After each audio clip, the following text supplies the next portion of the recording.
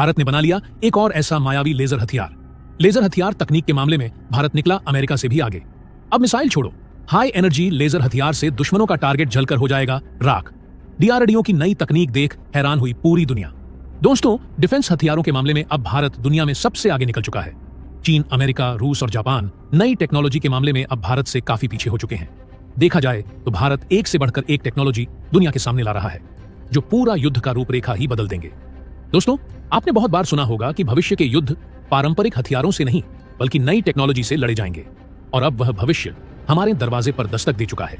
इस समय जिस तरह कई देशों के बीच युद्ध चल रहा है और युद्ध में इस्तेमाल होने वाले आधुनिक हथियार जिस तरह फेल होते नजर आ रहे हैं, उसको देखते हुए हमारे डिफेंस एक्सपर्ट ऐसे ऐसे फ्यूचरिस्टिक हथियार डेवलप कर रहे हैं जो पलक झपकते ही दुश्मन को जलाकर राख कर देंगे। और आज जो भारत ने कर दिखाया है, जिसे आज तक दुनिया का कोई भी देश, यहां तक कि अमेरिका भी नहीं कर सका। जी हां, डीआरडीओ ने एक ऐसा हथियार तैयार किया है जो सिर्फ नाम मात्र से ही नहीं बल्कि अपनी ताकत से दुश्मनों की रातों की नींद उड़ा देगा। यह कोई आम हथियार नहीं बल्कि वह हथियार है जिसके सामने दुश्मन का एडवांस से एडवांस तकनीक भी किसी काम की नहीं रह जाएगी। यह एक ऐसा हथियार है जो साइलेंटली पलक झपकते ही दुश्मन को खत्म कर सकता है। सबसे कमाल की बात तो यह है कि इस वेपन में बिना किसी पारंपरिक हथियार के भी अपार शक्ति मौजूद होती है। यानी यह एक हाई एनर्जी वाला ऐसा हथियार है जो दूर से ही किसी भी हथियार को पिघला सकता है।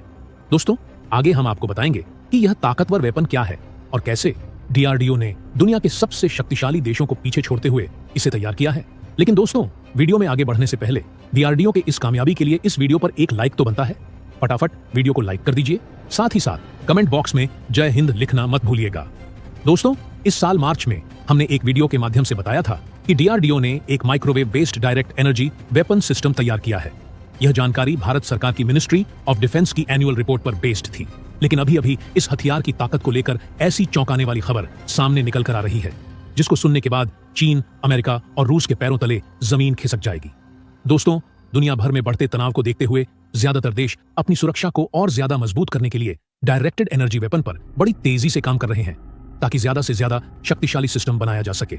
जब हम डायरेक्टेड एनर्जी वेपन की बात करते हैं तो सबसे पहले दिमाग में लेजर का ख्याल आता है। लेकिन डायरेक्टेड एनर्जी वेपन कई तरह के होते हैं जिनमें अलग अलग तरह की तकनीक का इस्तेमाल किया जाता है। दोस्तों, डायरेक्ट एनर्जी वेपन एक ऐसा हथियार है जो बहुत सारी एनर्जी को एक ही जगह केंद्रित करके जटिल से जटिल चीज को पल भर में भस्म कर सकता है। यह उसी तरह से काम करता है जैसे एक तरह से कांच के इस्तेमाल से सूर्य की रोशनी को एक जगह केंद्रित करने जैसा है। ये लेजर वेपन क्रूज मिसाइल के गाइडेंस सिस्टम को क्षण भर में ही पिघला सकता है। साथ ही यह हथियार वॉरहेड या फ्यूल टैंक में विस्फोट करने की क्षमता रखता है। ऐसे में गाइडेंस सिस्टम और वॉरहेड या फ्यूल टैंक में विस्फोट होने से एरोडायनेमिकली मिसाइल अनस्टेबल होकर क्रैश हो जाता है। इनका इस्तेमाल फाइटर जेट्स, ड्रोन और हेलीकॉप्टर को गिराने में भी किया जाता है। साथ ही फाइटर जेट के पायलट को अंधा करने की इसकी क्षमता इसे बेहद विनाशकारी बना देती है। ये लेजर सिस्टम रडार की भी पकड़ में नहीं आते हैं। भारत का यह हथियार इतना ताकतवर है कि बिना आवाज और बिना धमाके के हिमालय में एवलांच ला दे। और यह हथियार कितने खतरनाक होते हैं, इसका अंदाजा आप भारत द्वारा किए गए एक ऑपरेशन से भी लगा सकते हैं। दरअसल दोस्तों, 7 अप्रैल 2012 की सुबह और R&AW ने मिलकर अंजाम दिया था। इस ऑपरेशन की शुरुआत 2009 में हुई जब जवाहर सुरंग से बर्फ हटाने के दौरान R&AW के अधिकारी ने डीआरडीओ की काली लेजर गन देखी।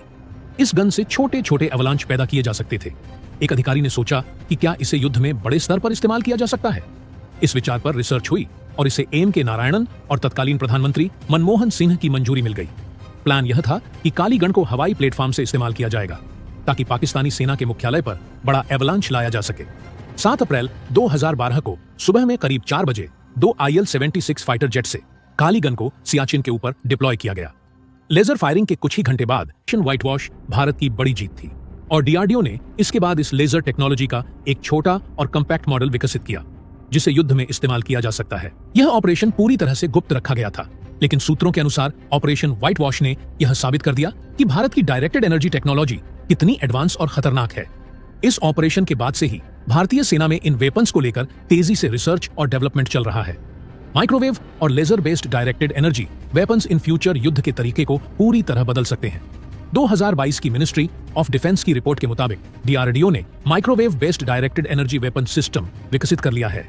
अब इस सिस्टम को भारतीय सेना में शामिल करने की तैयारी हो रही है। आपको बता दें कि सेना में किसी भी नए हथियार सिस्टम को शामिल करने से पहले रिक्वेस्ट फॉर इंफॉर्मेशन यानी RFI जारी की जाती है। इंडियन आर्मी के स्काई प्लान के तहत एक एंटी ड्रोन सिस्टम बनाया जा रहा है जो इस माइक्रोवेव डायरेक्टेड एनर्जी वेपन पर बेस्ड होगा। इसके लिए RFI भी जारी हो चुकी है। इस सिस्टम को इंडियन आर्मी ने anti UAV high power microwave system mark 2 नाम दिया है, यानी कि इसका पहला वर्जन पहले ही बन चुका है और मार्क 2 यानी दूसरा वर्जन उसी पर बेस्ड होगा। DRDO की तरफ से यह तकनीक पहले ही साबित की जा चुकी है और अब इसे और बेहतर बनाकर इस्तेमाल के लिए तैयार किया जा रहा है। भारतीय सेना चाहती है कि यह सिस्टम पोर्टेबल हो, यानी इसे गाड़ियों पर लगाकर एक स्थान से दूसरे स्थान तक आसानी से ले जाया जा सके। इसके लिए इस सिस्टम के साथ एक 3D रडार की भी मांग की गई है, ताकि छोटे RCS वाले ड्रोन को भी आसान से पकड़ा जा सके। इस रडार की रेंज के बारे में कोई खास जानकारी नहीं दी गई है, लेकिन कुछ इसी तरह का सिस्टम अमेरिका की आर्मी के लिए भी तैयार किया जा रहा है, जिसे लेनाइड नाम दिया गया है। इसमें गैलियम नाइट्राइट बेस्ड रडार का इस्तेमाल होता है, जिससे यह छोटे RCS सिस्टम्स को डिटेक्ट करने में काफी सक्षम है। भारत में DRDO, इंडियन एयरफोर्स और Indian navy gallium nitride radars की क्या अहमियत इसे अच्छे समझ चुके हैं। आर्मी ने अपने सिस्टम के लिए पैसिव डिटेक्शन सिस्टम और इलेक्ट्रो ऑप्टिकल टारगेटिंग सिस्टम की भी मांग की है। हार्ड किल के लिए high power microwave weapon system की जरूरत होगी। ऑपरेशन व्हाइट वॉश की सफलता ने यह साबित कर दिया कि भारत इन हाईटेक हथियारों के मामले में दुनिया में सबसे आगे निकल चुका है। इससे भारतीय सेना अब अपने ऐसे मिशन को अंजाम दे सकता है जहां दुश्मन की अत्याधुनिक तकनीक को मात देने की जरूरत हो। अगर इन फ्यूचर ऐसे ऑपरेशन किए जाते हैं तो डायरेक्टेड एनर्जी वेपन, खासकर माइक्रोवेव सिस्टम्स, सबसे इंपॉर्टेंट हथियार बनकर उभर सकते हैं। इंडियन आर्मी की RFI 10 अक्टूबर तक सबमिट होनी थी, लेकिन अब इसकी लास्ट डेट 24 अक्टूबर कर दी गई है। DRDO इस सिस्टम का डिजाइन देगा, जबकि इसे कई वेंडर्स मिलकर तैयार करेंगे। अब देखना यह है कि इस प्रोजेक्ट के लिए कौन कौन से वेंडर्स आगे आते हैं।